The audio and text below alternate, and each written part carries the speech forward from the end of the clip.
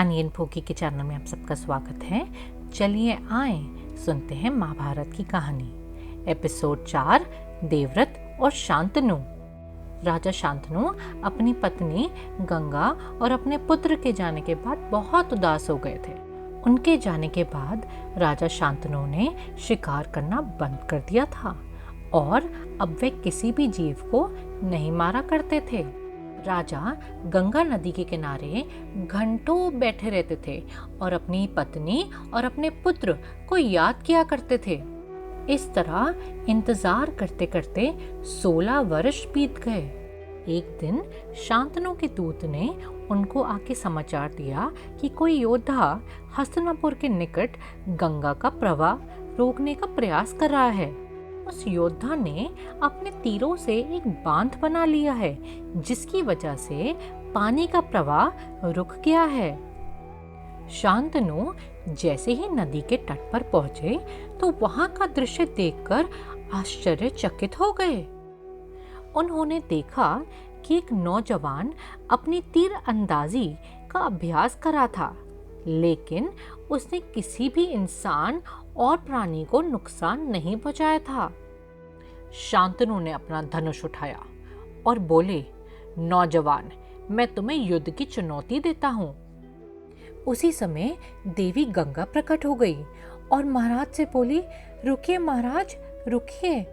जिस नौजवान को आप युद्ध की चुनौती दे रहे हैं वह आपका पुत्र है। वह तो सिर्फ परशुराम द्वारा सिखाए गए तीरंदाजी कला का अभ्यास करा था और उसका नाम देवव्रत है। शांतनु खुशी के मारे रो ही पड़े और बोले, मेरे पुत्र, मैं तो तुम्हारा 16 साल से इंतजार कर रहा हूँ। और बोले, आओ पुत्र, मेरे गले लग जाओ। गंगा ने शांतनु को कहा, हे महाराज, ये वही पुत्र है जिसके लिए आपने अपना वचन तोड़ा था। आज मैं इसे लौटाकर अपने कर्तव्य से मुक्त होना चाहती हूँ। अब हमारे पुत्र देवव्रत से ज्यादा शक्तिशाली और कुशल योद्धा कोई नहीं है। उसने शस्त्रों की शिक्षा ऋषि वशिष्ठ से ली है। ऋषि बृहस्पति और ऋषि शुक्राचार्य से राजनीति शस्त्र की शिक्षा ली है और ऋषि मार्कंडे से आध्यात्मिकता की शिक्षा ली है। और मेरे कहने पर परशुराम जी ने हमारे पुत्र को युद्ध कला सिखाई है।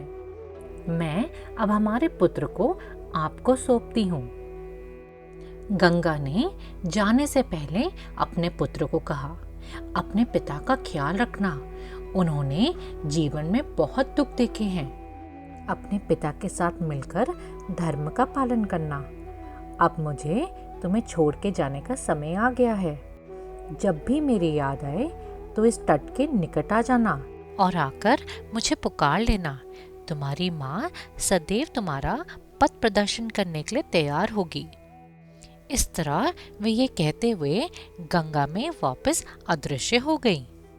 कुछ समय बीत गया और पुत्र और पिता साथ साथ राजनीति, रणनीति, वेद और पूर्वजों के बारे में बात करते। अब शांतनु ने देवव्रत को अपना उत्तराधिकारी घोषित कर दिया था। देवव्रत को देखकर जनता ने अपने पुराने राजा की तरह आशा की किरण देखी और वह भी साम्राज्य का विस्तार करने लगे। लेकिन विधाता को तो कुछ और ही मंजूर था और देवव्रत के जीवन में अब नया मोड़ आने वाला था। ऋषि वशिष्ठ का शाप उन पर जल्दी ही प्रभाव करने वाला था। आगे और कहानियां सुनने के लिए सुनते रहिए एनी एंड पोकी को और चैनल को सब्सक्राइब करना ना भूलिएगा।